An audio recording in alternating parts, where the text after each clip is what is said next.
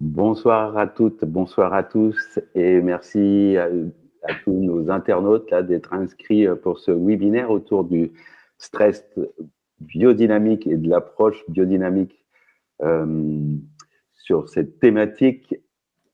Et pour en parler, j'ai l'immense plaisir de, de dialoguer avec Sylvie Solaire. Bonsoir Sylvie. Bonsoir Bruno, bonsoir à tout le monde. Alors Sylvie, pour te présenter un peu, dire que tu es formatrice au sein de l'école de psychologie biodynamique et tu es aussi superviseuse. Et puis tu as d'autres métiers comme maman et très investie aussi dans l'école. Mais avant ça, tu as commencé par une formation avec les langues étrangères appliquées et tu as mené pendant beaucoup d'années des ateliers autour de l'illettrisme. Et du coup, ce qui fait en fait ta fibre, ton ADN, j'ai envie de dire, c'est cette question finalement de l'échange, de la communication, du lien. Euh, et un peu comme un thérapeute, si on peut faire un pont avec ça, ce qui t'importe finalement, c'est d'arriver à donner à l'autre les moyens de trouver sa parole ou de la retrouver, de redonner le pouvoir à ses mots. Et de pouvoir l'aider à dire ce qui ne peut pas se dire ou ce qui ne veut pas se dire ou ce qui n'est pas encore monté à la conscience et ou alors, comme on le verra dans les traumatismes, qui a été enfoui dans l'amnésie. Pour ça, tu vas te tourner vers le corps et tu vas t'orienter vers la psychologie biodynamique pour apprendre à entendre ce que dit le corps, l'alphabet de sa parole, j'ai envie de dire, et également à lui donner les moyens de son expression.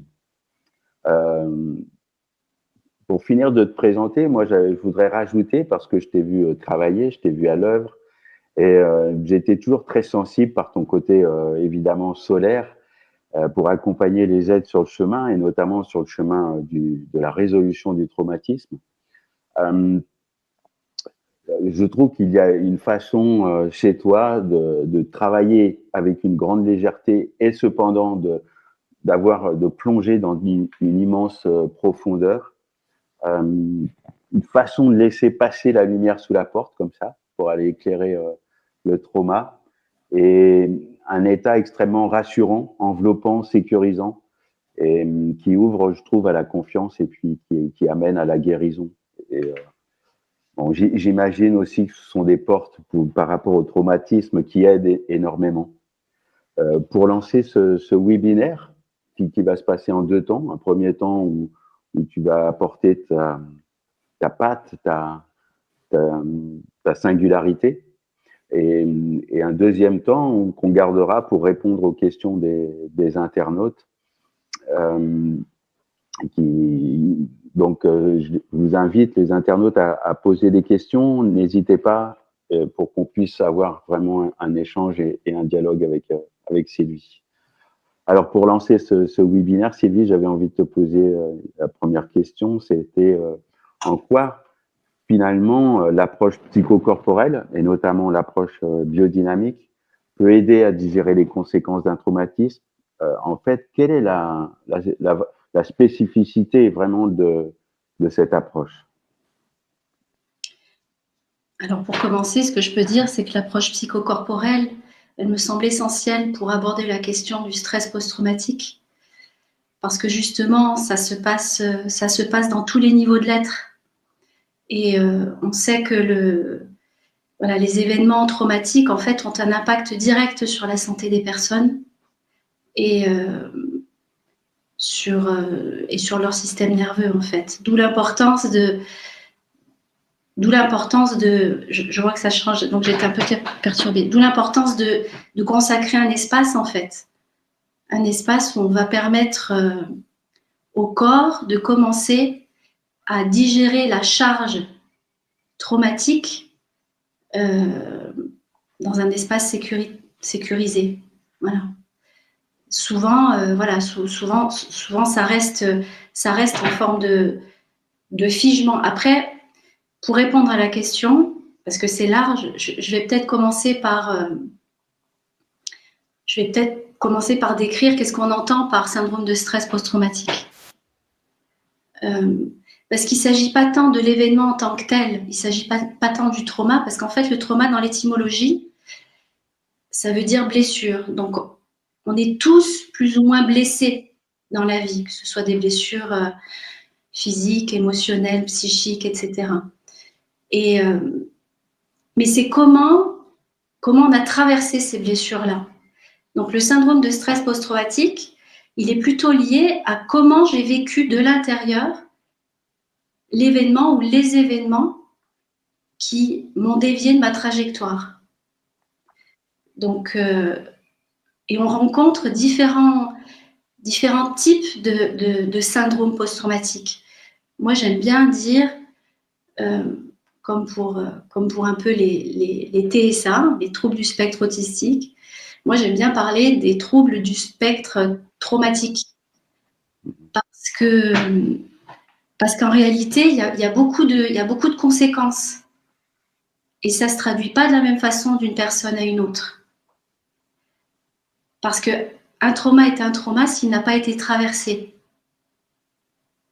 Donc c'est dans le fait de voir comment ce trauma a été vécu, comment il a été géré, comment il a été accompagné. Et souvent, on se rend compte que l'environnement dans lequel ça s'est passé, soit n'a pas permis le partage, la digestion, ou alors que la personne elle-même ne s'est pas autorisée à se laisser ressentir en fait les effets et ne s'est pas autorisée à laisser son corps aussi réagir d'une manière instinctive. Parce que naturellement, on a tout ce qu'il faut, on a toutes les ressources en nous, quelque part, pour pouvoir digérer l'événement, quel qu'il soit. Mais quelquefois, c'est court-circuité. C'est court-circuité par une non-autorisation à laisser le corps digérer ça. Donc, la biodynamique, en fait, elle va permettre d'ouvrir un espace qui va créer des conditions favorables pour laisser émerger ce qui a besoin d'apparaître dans l'instant T. C'est-à-dire de travailler avec les couches les plus mûres. On va pas s'attaquer directement aux symptômes et à l'événement en tant que tel. On va plutôt créer des conditions environnementales, relationnelles, qui vont permettre petit à petit, c'est comme de nourrir la base, qui vont permettre à l'organisme petit à petit, en fait, de se calmer. Et c'est en nourrissant comme la terre, on va nourrir la terre pour nourrir les racines, et petit à petit, ça va permettre en fait de laisser émerger ce qui a besoin d'être travaillé à ce moment-là et de pouvoir retraverser éventuellement les événements si besoin, mais d'une manière plus douce, accompagnée, de laisser le corps se libérer de lui-même et revenir à un état d'équilibre. Alors, dans le spectre traumatique, en fait, on peut trouver différents types de traumas. On parle de traumas de choc. Donc, les traumas de choc, par exemple, sont des traumas qui arrivent d'une manière brutale, qui vous dévient brutalement de votre trajectoire de vie. Souvent, c'est un événement violent, un accident, un attentat, des choses comme ça. Voilà. Et donc là, d'un coup, on est dévié de sa trajectoire et il peut y avoir un figement, voire même une dissociation à ce moment-là. C'est-à-dire que la personne, elle se coupe complètement de ce ressenti. Il y a d'autres types de traumas, ce qu'on appelle des traumas de développement, qui là, en fait, concernent plus une récurrence dans le développement de l'enfant, dans l'environnement souvent familial dans lequel il a grandi, en tout cas l'environnement dans lequel il a grandi. Et on voit, dans les neurosciences, il y a eu plein plein d'études qui ont été faites avec des imageries cérébrales. On voit que, par exemple, un enfant qui grandit dans une atmosphère de champ de bataille, où c'est des conflits permanents, où ça crie, il y a de la violence verbale, physique, etc., mais ne serait-ce que verbale, et on voit déjà comment ça impacte les zones du cerveau. Voilà, donc ça, et alors c'est pas dans un événement isolé, c'est dans la récurrence des événements que petit à petit vont se créer des circuits neuronaux et une réponse aussi, une adaptation en fait à cet environnement qui crée une profonde insécurité. Donc par exemple, imaginons un enfant qui grandit dans un environnement comme celui-là, il va peut-être développer une faculté de survie, d'adaptation très intelligente d'ailleurs, qui va être de se dissocier pour pas ressentir la peur, par exemple. Voilà. Et donc, hop, il va être capable de partir et de plus être là quelque part. Donc, c'est ce qui va lui permettre de survivre à ces traumas répétés, on va dire, développementaux. Le problème, c'est que ce qui vous a aidé à un moment donné à survivre, eh bien, ça devient comme un automatisme et que par la suite, à l'âge de 25, 30 ans, quand cette personne se construit une vie d'adulte relationnelle, à la moindre altercation, voilà, ça peut déclencher inconsciemment ce mode de survie avec une répression de ses émotions, de son ressenti, avec une dissociation, la personne n'est plus là, elle s'absente, et ça peut générer encore plus de tension sans pouvoir l'expliquer, et donc ça devient un cercle vicieux. Et donc ça, c'est un exemple parmi d'autres, mais les séquelles sont sont multiples. Parce que le stress, en fait, l'état de stress que ça génère avec toutes les hormones aussi, que voilà, le cortisol, l'adrénaline, etc., ça met tout le système de la personne dans un état d'alerte permanent. Et c'est comme si cet état d'alerte permanent ne trouvait jamais de résolution. C'est comme si sur un circuit électrique, on mettait du 1000 volts sur du 220 volts. Ça saute. Donc, et c'est un système de protection. Mais du coup, la personne, elle s'ampute de part d'elle. Il y a comme un morcellement. Il y a comme dans une maison, on va dire, il y a des pièces qui s'éteignent. Il n'y a plus l'électricité, n'arrive plus dans certaines pièces. Et alors la personne, finalement, elle va se confiner et elle va vivre avec certaines ressources, mais qui vont être finalement très restreintes. Et donc, elle ne va pas pouvoir exprimer, j'ai envie de dire, son plein potentiel. Le stress permanent, cette alerte permanente, en fait, même si l'environnement a changé, même si l'événement est passé, s'il n'a pas été digéré, traversé et digéré et intégré pour enrichir quelque part l'expérience et la vie de la personne, eh bien, va le bloquer. La personne, elle va rester figée dans des automatismes de survie. Et ces automatismes de survie, on les connaît assez bien, avec des réflexes comme ça archaïques, de fuite, par exemple. Voilà, le corps se prépare soit à la fuite, soit au combat. Voilà, sont les dents. Ou alors, il se fige, voilà, pour préserver la vie, en fait. Ça va être... Et la biodynamique, eh bien, on va travailler justement sur ce qu'on appelle ce réflexe de sursaut. Mais, encore une fois, par une approche, en tout cas, moi, j'aime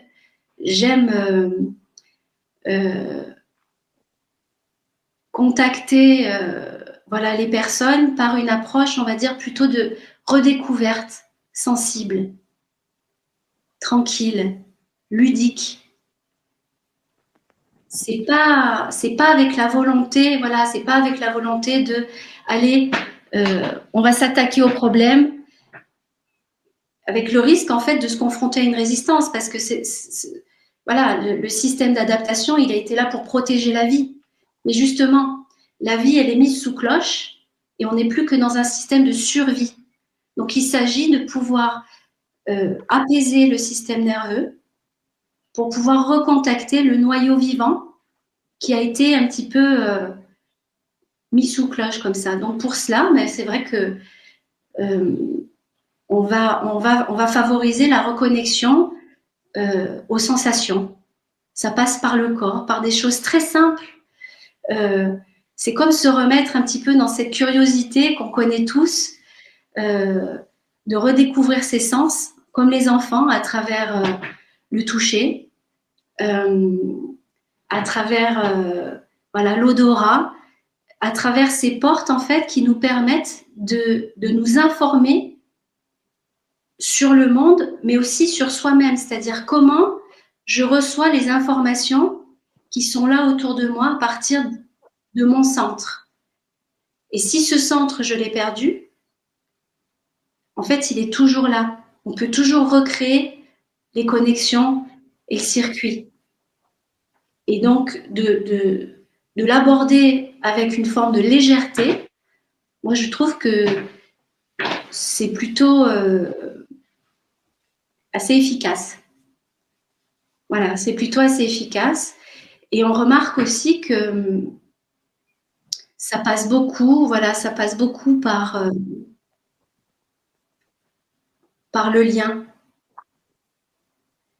En fait, c'est souvent dans le lien qu'on est blessé, que ce soit le lien au monde et à l'inconnu et aux événements qui viennent comme ça, la perte de contrôle qui vient d'un coup nous dévier de notre trajectoire, ou les liens affectifs avec les carences affectives, parce que les traumas, ça peut être aussi lié à des carences, forme de négligence, des carences sensorielles.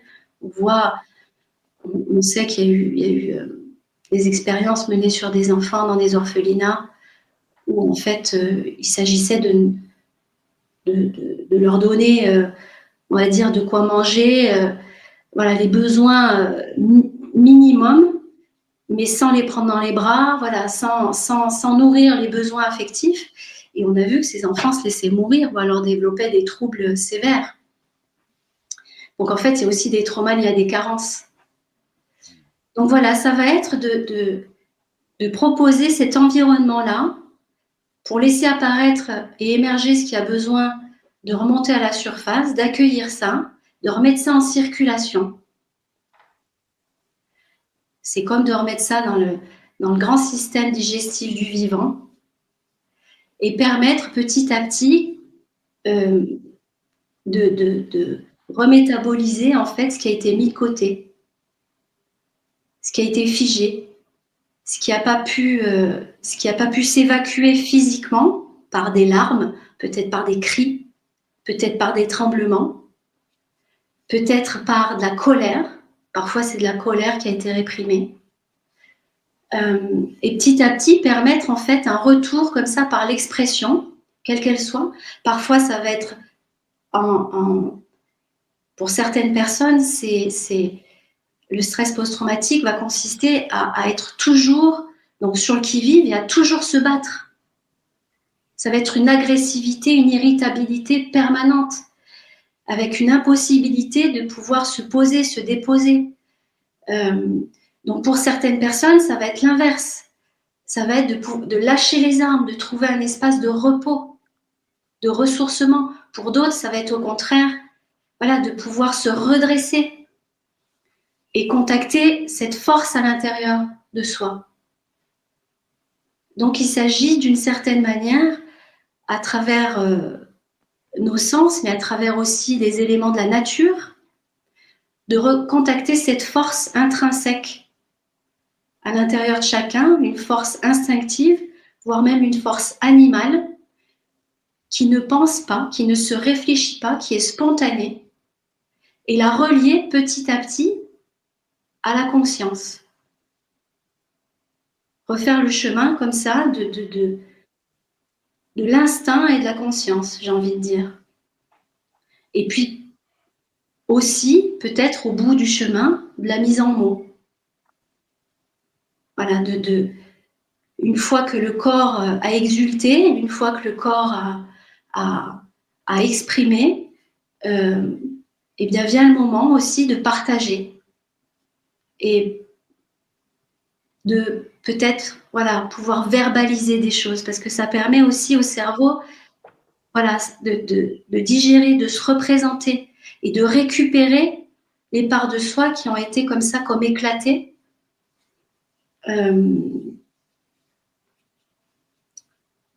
Voilà, donc il y a cette place qui est donnée à ce qu'on appelle cette intelligence biologique, une intelligence du vivant, où il n'y a pas besoin de forcément réfléchir, par exemple pour respirer, pour que mon cœur y batte, pour que mes intestins fonctionnent. Et ça, cette intelligence-là, elle est même plus grande que simplement notre corps. Donc il s'agit de s'en remettre aussi à cette force de vie et pour nous permettre en fait de replacer cette charge traumatique dans un circuit d'absorption. Voilà, comment on peut réabsorber la chose plutôt qu'elle reste refoulée, permettre la réabsorption, la digestion, le tri, parce que c'est comme les aliments en fait. On va pouvoir en retirer des nutriments. Qu'est-ce qui va me permettre, il y a peut-être un avant, un après. En quoi est-ce que ça change ma vie? Et quel est le sens que j'ai envie de donner aussi à cette expérience? Comment elle peut m'enrichir? Comment elle peut...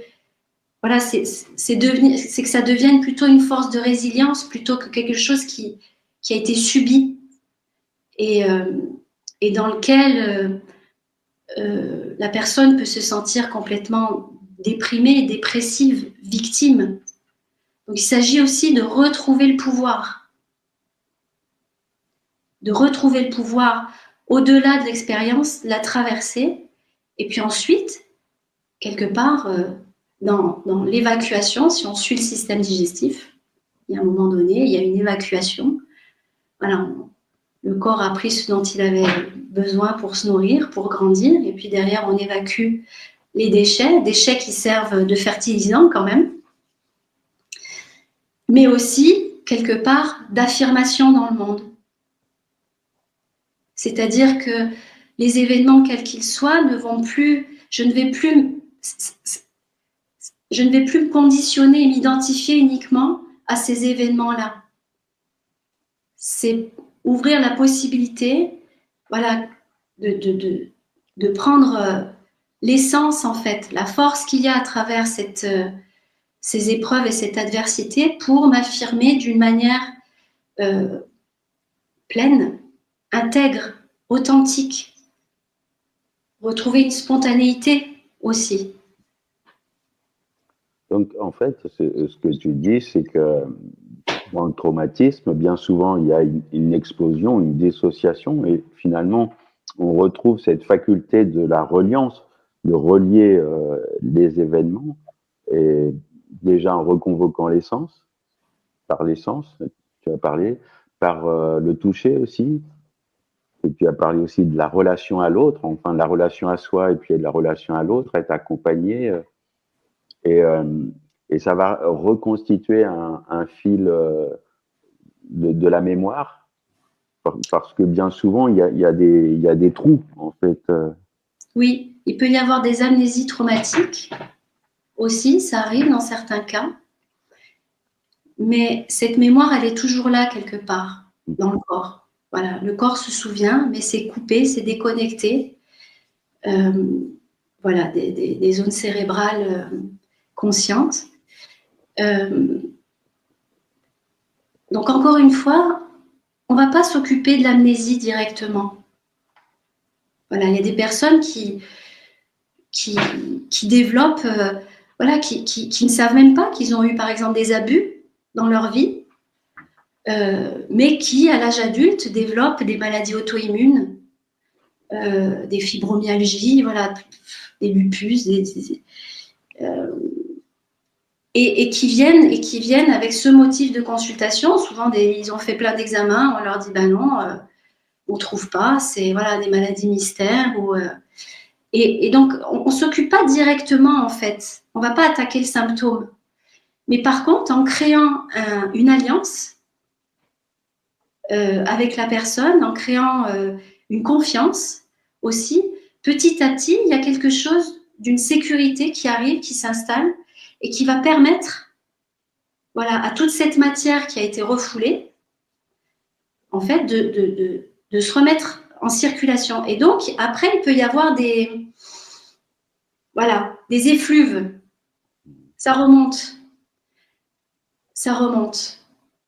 Et on accueille, et couche après couche, voilà, on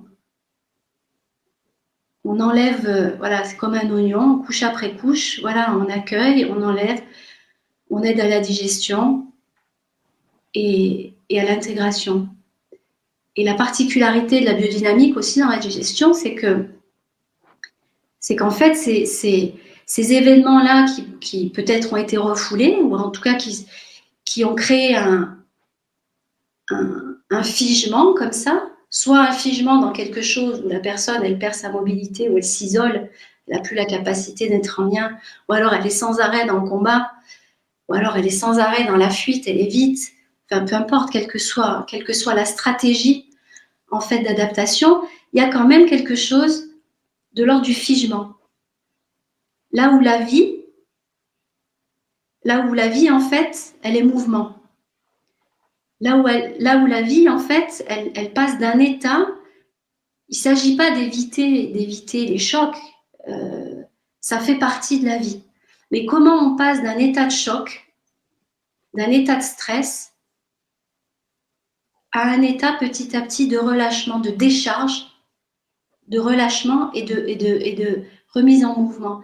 Donc, c'est permettre aussi au corps, avec la psyché, de repulser ensemble. Mais c'est permettre aussi cette pulsation qui est au niveau cellulaire, qui est au niveau organique, le cœur, mais nos viscères aussi.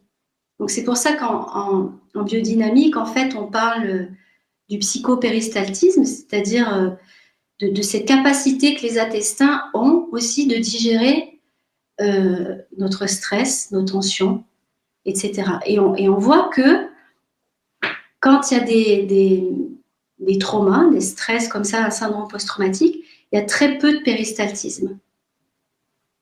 Donc ça va être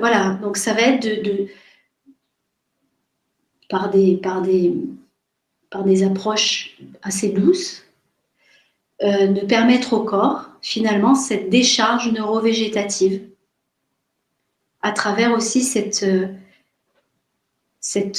cuirasse comme ça qui s'est construite tissulaire, etc., ou des muscles, voilà, et de permettre petit à petit, grâce à cette pulsation, de pouvoir digérer, pas seulement le bol alimentaire, mais aussi tout ce qui est stress. Et finalement, de recoudre les éléments ensemble pour avoir une trame narrative, parce que bien souvent, peut-être, ce sont des flashbacks ou des images, et du coup, qui restent dans le présent, et en reliant tous ces événements, on va pouvoir c'est ça que tu dis, les mettre dans le passé, en fait, dans la trame narrative de notre histoire. Oui, c'est vrai que c'est comme, en fait, ce qui fait souffrir, c'est la boucle répétitive. Donc cette boucle, c'est comme s'il y avait quelque chose, voilà, c'est comme quand on a quelque chose sur l'estomac, on ne le digère pas, ça remonte.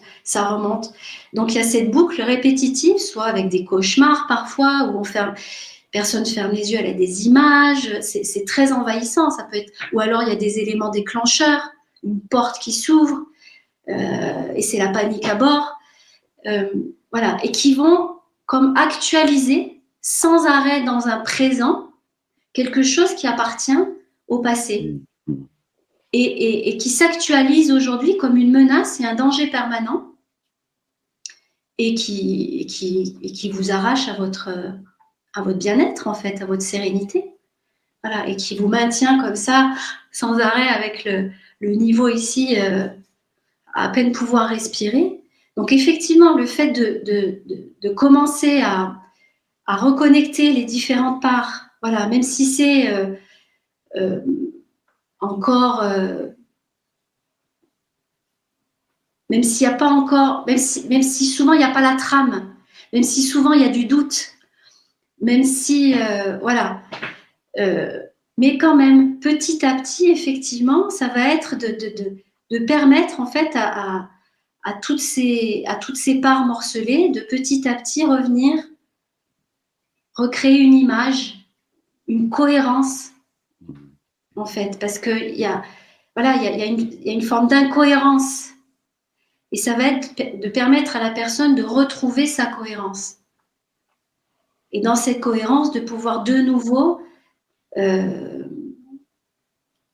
vibrer, résonner avec sa vie dans le présent et pas réagir, pas être que une réaction avec un événement du passé, pouvoir se libérer de ça et retrouver sa pleine capacité d'action dans sa vie et d'identifier, voilà, d'identifier s'il y a des événements, des déclencheurs, des choses comme ça, de pouvoir mettre la conscience, en fait, mettre la lumière, de plus en être victime. De plus subir. Ce que je trouve travail aussi de... Voilà, on va s'amuser. Ouais, quelque part, c'est par le jeu, hein, aussi. Hein. Faut pas trop se prendre au sérieux. Donc, voilà, il y a besoin, voilà, on va aller s'amuser à recontacter les parts un petit peu plus primitives, etc., pour recontacter cette force primaire aussi. Et c'est ce que je trouve intéressant dans ce que tu dis, c'est une grande confiance aux capacités de guérison du corps, enfin de la personne. Et parce que je trouve il y a beaucoup d'approches thérapeutiques du stress post-traumatique qui se concentrent sur la désensibilisation au trauma. À force de répéter, on se dit qu'il va avoir moins d'emprise et tout ça, mais finalement c'est comme un Prozac, on va atténuer. Alors que là, dans ce que tu proposes et l'approche biodynamique, c'est redonner au corps ses capacités de revisiter, mais on n'y va pas pour le revisiter en fait. On donne d'abord ses capacités au corps, à la personne, de guérir elle-même de sa blessure. Oui, on va permettre, oui, moi j'aime bien cette expression de nourrir la base. J'aime bien cette expression de s'occuper, voilà, des racines, j'ai envie de dire, quand parfois il y a besoin d'élaguer, hein, des plantes, mais voilà, on va nourrir la terre, on va s'appuyer sur quelque chose de sain. La biodynamique, elle s'appuie vraiment à un des fondements, un des piliers de la biodynamique, c'est de s'appuyer sur ce qu'on appelle le noyau sain. C'est cette force intrinsèque qui est bonne en soi. C'est-à-dire que la notion, voilà, la notion, moi je me rappelle de mes cours de terminale, ça m'avait marqué parce qu'il y avait cette expression, je ne sais plus, c'était Bergson qui disait « l'homme est un loup pour l'homme ». Mais comment l'homme devient-il un loup ?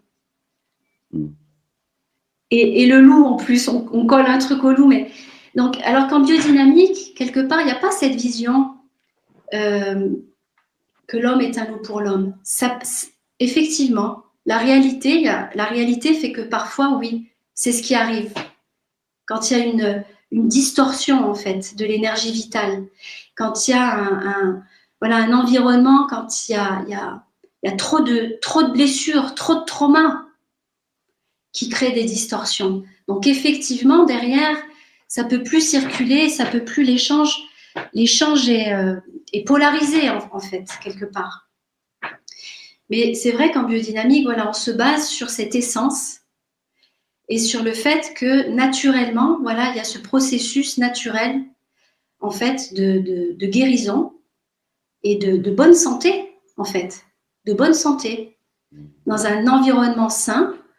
Il y a plein d'études anthropologiques à ce propos aussi, sur des environnements où les personnes sont joyeuses, ça rit, voilà, il n'y a pas spécialement de conflit. Et quand le petit homme ou la petite femme blanche arrive, voilà, c'est vraiment un décalage surprenant. Donc, c'est vraiment en lien aussi avec l'environnement dans lequel on a grandi.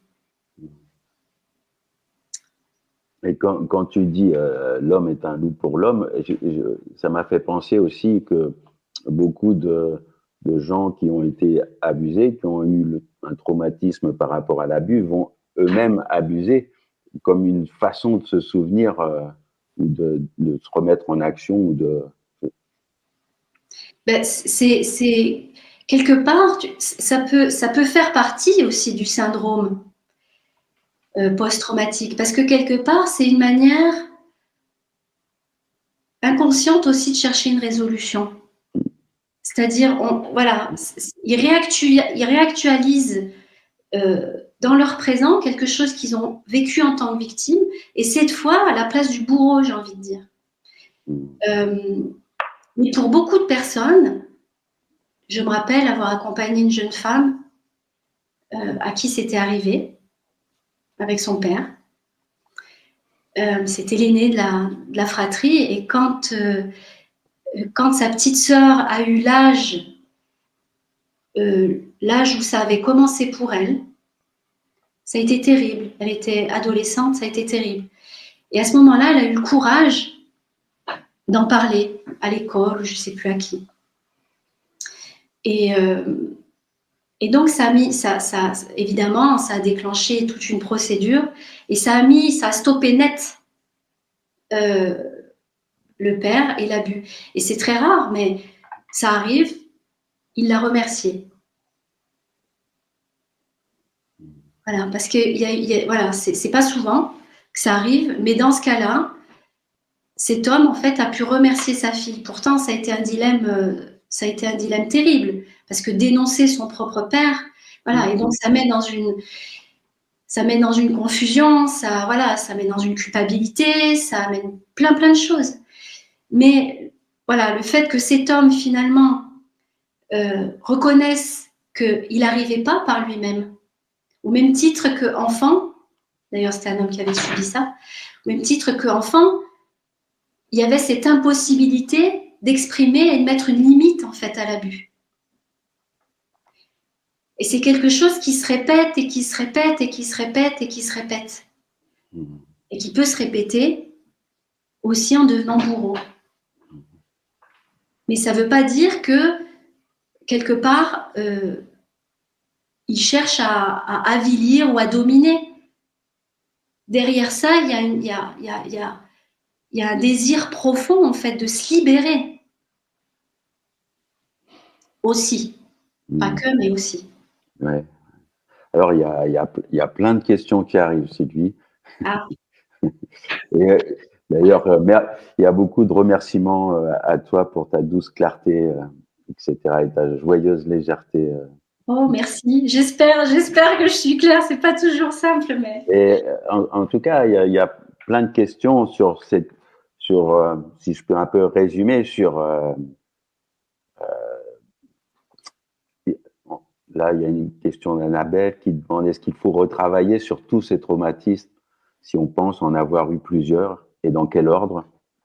Et une autre question qui regroupe un peu ça, hein, comment désactiver, désamorcer les réactions traumatiques, les cocottes minutes qui explosent face notamment aux enfants qui viennent réveiller les psychotraumas. Alors, j'ai envie de dire, il y a des personnes qui ont conscience, qui se rappellent très bien et qui savent,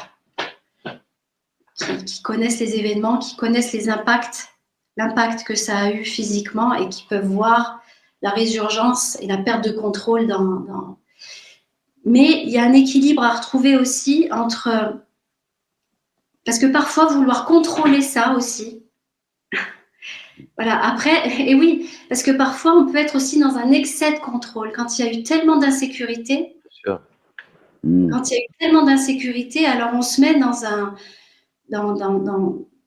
une tentative de contrôler son environnement et y compris contrôler sa santé.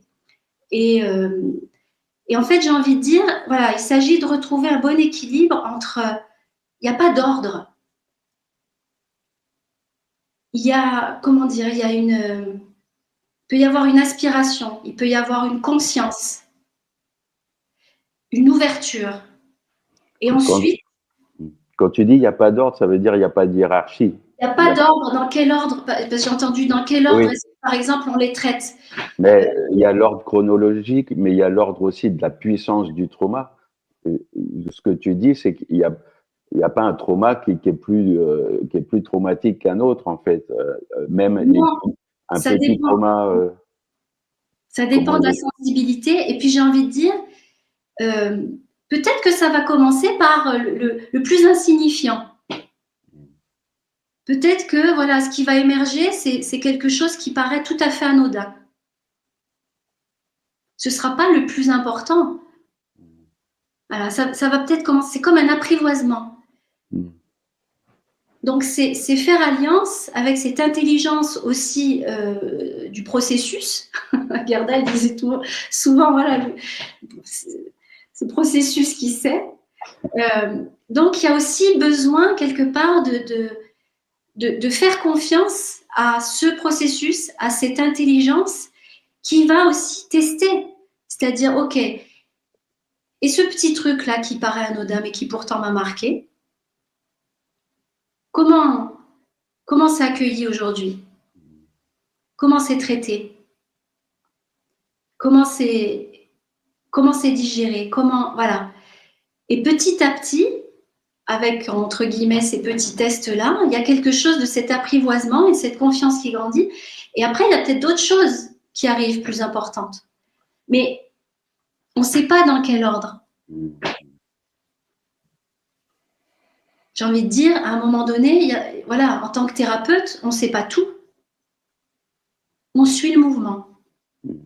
Voilà, quand il y a un mouvement qui revient, après être resté comme ça euh, dans l'arrière-boutique ou juste enfermé à la cave parce qu'il n'y a plus de lumière dans les pièces principales, et que petit à petit, là, voilà, on y va et on explore doucement voilà, et on réouvre petit à petit l'espace. Quelle pièce on va visiter en premier? Eh ben, on suit le mouvement. Voilà, on y va pas à pas, tranquillement. Je ne sais pas si ça répond aux questions, mais... si, je pense. J'ai une autre question là. Un traumatisme peut-il être totalement réparé ou au contraire reste-t-il agissant pendant toute la vie? Alors, j'ai envie de dire, il y a un idéal. Il y a un idéal où parfois on aimerait, aller en une fois, paf, c'est réglé.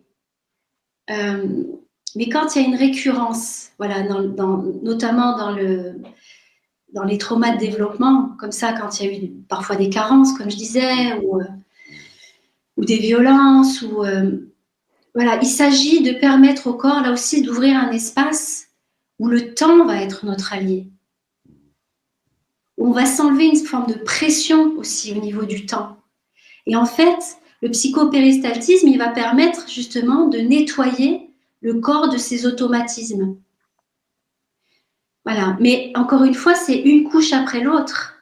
Parce que ces automatismes, ils ont été là quand même pendant souvent des années et des années et des années. On s'est construit dessus. Il y a une personnalité secondaire, voilà, un caractère qui s'est construit et qui fait qu'on est ce qu'on est à l'âge adulte. Eh bien, ça ne se démonte pas comme ça. Parce que ça peut rendre fou. Donc là aussi, il y a une intelligence avec le temps. Le temps est un allié. Oui. Et on ne sait jamais quelle quantité de souffrance, j'ai envie de dire, on a emmagasiné. Donc c'est comme la cocotte minute. Voilà, il y a eu le feu, il y a la pression. On n'ouvre pas le bouchon comme ça. Donc, on dépressurise et ça sort petit à petit, petit à petit, petit à petit, une vague après l'autre, une vague après l'autre. Et on grandit en conscience. Beaucoup de personnes témoignent en tout cas d'état un peu de, comment dire, de perdition en fait. C'est-à-dire si je prends un exemple là d'une prise militaire dans une ville où il a été témoin, il lui arrive la nuit des images qui tournent dans sa tête. Et, il dit j'ai du mal à persévérer dans ma vision positive. Que faire? Point d'interrogation. Et il y a d'autres témoignages un peu comme ça, des troubles. Hein. Alors tu as déjà un peu répondu, mais beaucoup, mais je Oui, sens parce que le corps est pris comme en otage, donc il y a une réaction, en fait, il y a une réaction instinctive qui est peut-être même pas perceptible. C'est ça qu'il s'agit de retrouver. Donc il y a une intelligence dans la réaction qui est peut-être celle de se figer, d'obéir, de se soumettre, de faire profil bas, j'en sais rien. Il y en a d'autres qui vont jouer les héros, qui vont peut-être se battre, mais voilà. Et donc ça va être d'observer quel a été l'impact, quelle a été la réaction et qu'est-ce qui a été réprimé. Qu'est-ce que j'ai dû laisser de moi à ce moment-là pour m'adapter à la situation. Et comment est-ce que je peux le récupérer? Une fois qu'on a réussi à regarder qu'est-ce que j'ai dû amputer pour pouvoir survivre, qu'est-ce que j'ai dû amputer de la vie, en fait, cette force de vie, pour pouvoir survivre, alors c'est comme si on retourne, entre guillemets, et on va récupérer. On ne sait pas ce que c'est, mais souvent c'est un trésor. Souvent c'est un trésor qu'on récupère. Et voilà. Et qu'est-ce que je fais? Et comment ça se manifeste? Comment ça peut se manifester? Voilà, si j'ai dû réprimer un cri, ma voix, parce que j'allais me prendre un coup de crosse ou un coup de botte, ou voilà, peut-être qu'il y a besoin de libérer cet espace-là, peut-être qu'il y a besoin de libérer les coups. Donc ça va être voilà, de retourner, entre guillemets, pas pour retourner pour aller remuer ce qui a été douloureux, non, c'est pour aller récupérer ce que j'ai dû m'arracher, en fait, ce qui m'a été arraché à ce moment-là. Et tu as déjà répondu, mais tout ce qu'apporte la psychologie biodynamique, tu disais, hein, c'est par le réappropriation des sens, le toucher, le mouvement, la danse, etc. Et ça va aider aussi à recalibrer le système nerveux central, en fait, autonome. Absolument. Oui, parce que pareil, il y a des imageries, voilà, il y a le tronc cérébral, il y a l'amygdale, et on voit bien que l'amygdale, normalement, elle a la taille d'une cacahuète, une petite cacahuète. Voilà. Mais dans des cas où les personnes ont eu des chocs traumatiques ou ont grandi dans des environnements violents, etc., on peut voir en fait que la taille de l'amygdale augmente considérablement. Et que ça crée, voilà, et que ça crée des réponses, encore une fois, des réponses automatiques, des irritabilités à des événements qui sont anodins. Et la réponse est disproportionnée. Ou alors des personnes qui vont chercher sans arrêt, qui vont se mettre en danger tout le temps, qui vont être sans arrêt comme ça même dans des comportements addictifs. Je me rappelle plus la question du début, c'était quoi? Tu as perdu. J'ai perdu le fil. Ah, mais je t'ai perdu aussi, Bruno. Je t'entends plus. Ah, moi, ça y est, on s'est retrouvés. Il y avait une coupure. Elle était à tous Ah, les tiens, niveaux. on parlait de ça, non? Un Donc, black, c'était quoi la un black. question? C'était quoi la question? Du coup, je suis partie sur l'amygdale. Eh ben, sur tout ce que les outils qu'apporte la biodynamique Ah oui. recalibrent le système nerveux central et notamment, tu parlais de l'amygdale. Oui, ça va être de permettre en fait à ce système nerveux en fait de rebasculer dans ce cycle en fait où déjà de repérer, voilà, on parle souvent d'un cycle émotionnel. Il y a un état d'équilibre et puis il y a voilà, il peut y avoir des montées en charge comme ça. Donc c'est de voir un peu où est-ce que chacun se situe. Il y a des personnes qui arrivent même plus à être dans un mouvement quelconque, qui sont complètement sans force, déprimées, etc., dans la dépression. Il y en a d'autres qui sont sans arrêt, au contraire, dans l'hyperactivité. Donc ça va être un petit peu de voir où ça se situe et de permettre en fait à ce système nerveux, qui est un petit peu la jauge, elle est dans le rouge, de permettre au système nerveux de passer en phase parasympathique, de décharger à travers, effectivement, il y a des massages, il y a des exercices, il y a de la danse, c'est de la remise en mouvement, en fait. Mmh. C'est de remettre du mouvement là où ça s'est arrêté. Voilà. Et après, voilà, de passer par cette phase digestive et intégrative. Et un retour, en fait, à cet équilibre pour pouvoir continuer, voilà, ces cycles et pas rester sans arrêt coincé dans la même boucle. Alors, quand tu faisais ce mouvement, ça me faisait penser un peu à une bonne pâte à pain, c'est-à-dire que dans ce que tu disais, dans le traumatisé, c'est comme s'il se souvient trop et à la fois trop peu, en fait. C'est comme s'il y a des éléments, mais il n'y a pas de reliance entre ces éléments. La personne disait, elle a des images traumatiques qui lui remontent comme ça en pleine nuit. Et du coup, quand tu faisais ce mouvement, c'est un peu ça, c'est remettre du lien pour créer une trame narrative et pour mettre tout ça dans le passé. Ça serait ça? En tout cas, quand tu dis recréer une trame narrative, oui, c'est être capable finalement à un moment donné, effectivement, de mettre des mots. De mettre des mots, mais que ça puisse être ancré dans le présent. C'est pas, voilà, ce qui appartient, voilà, ça appartient au passé, mais quelque part, j'en suis fort de ce que j'en fais ici maintenant. L'intégration, en fait, c'est pas forcément mettre ça là-bas, c'est dans le passé, c'est loin, et aujourd'hui, finalement, ça n'a pas de, voilà, ça n'a pas d'impact. Si, et cet impact, si, ça a un impact. Voilà, c'est la réalité. Mais par contre, ça peut être quelque chose, une fois traversé, ça peut être quelque chose qui va enrichir la vie de la personne. Et ça peut redonner non seulement une cohérence, mais en plus une orientation.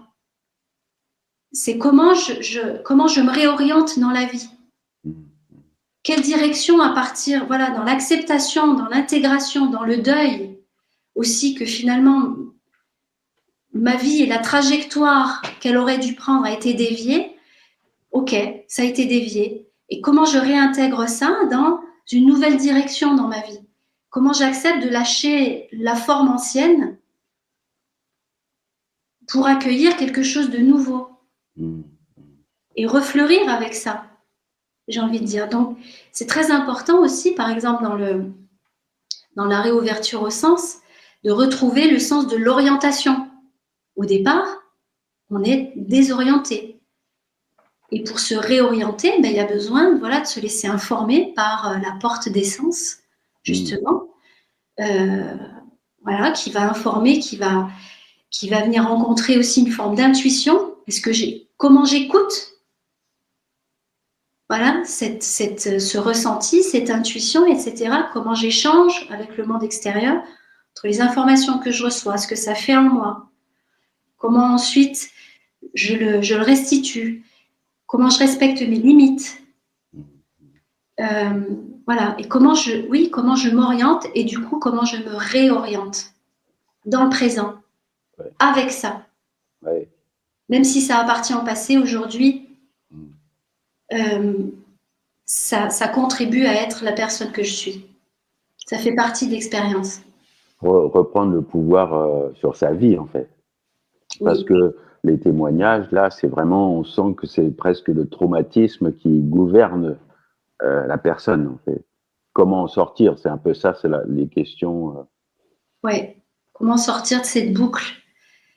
cette boucle qui se répète. Voilà, ça va être de proposer des alternatives. C'est même le théâtre, j'ai envie de dire. Même parfois la mise en scène, bien sûr. Le théâtre, il y a plein d'acteurs qui en fait se guérissent aussi de traumatisme en jouant des rôles dans lesquels ils vont s'autoriser à faire quelque chose qui ne se sont pas autorisés dans leur propre vie. Donc quelque part, ça va être de jouer aussi ensemble, voilà, de défiger en s'autorisant à vivre des alternatives qu'on ne s'est pas autorisé à vivre sur le moment.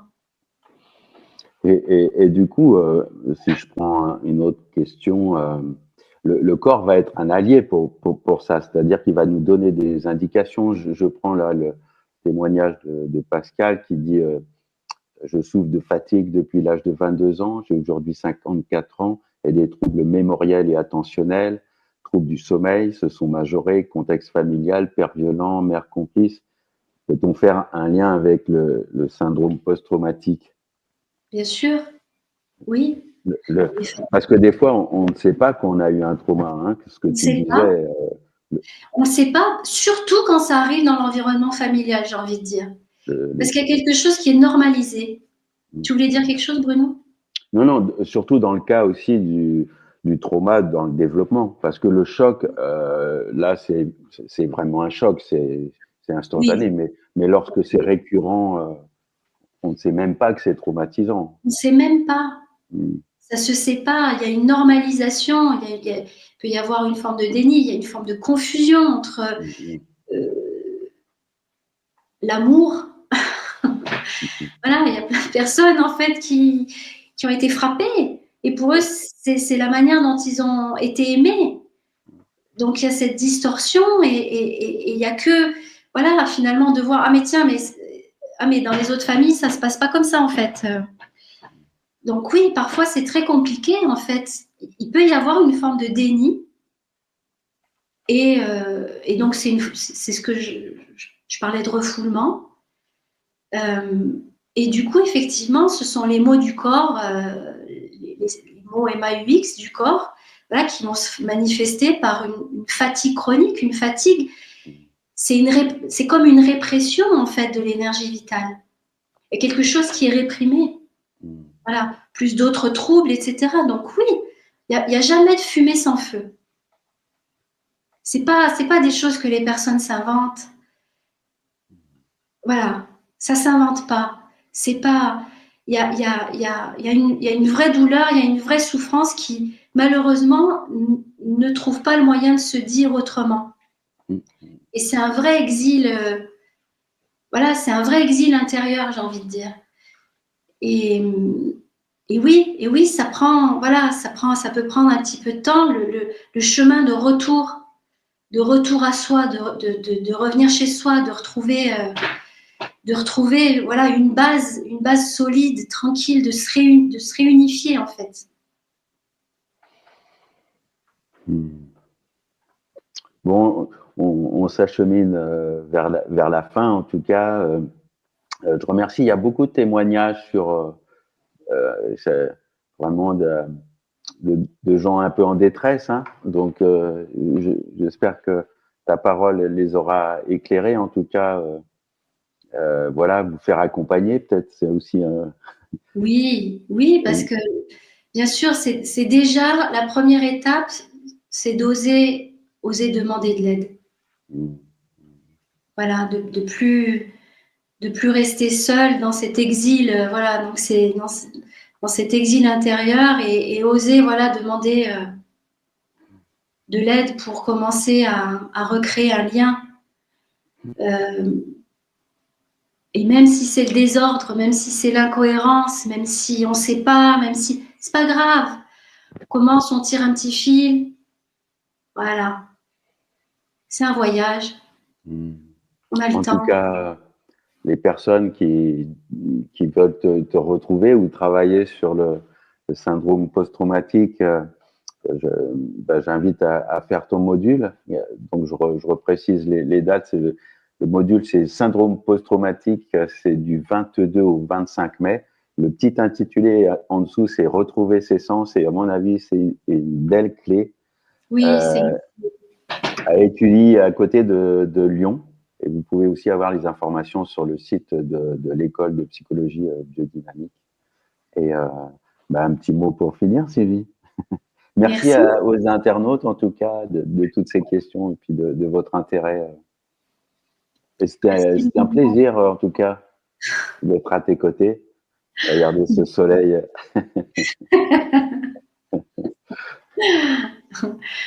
Merci, voilà, merci pour l'écoute, pour l'espace. Et puis voilà, j'espère que ça pourra contribuer à donner confiance à certaines personnes pour faire un pas vers, voilà, vers leur bien-être. Mm. Retrouver la force, en tout cas, retrouver la force. Merci, merci à tout le monde, merci à vous, et puis merci Sylvie. Merci, bonne soirée et à Bonne bientôt. soirée.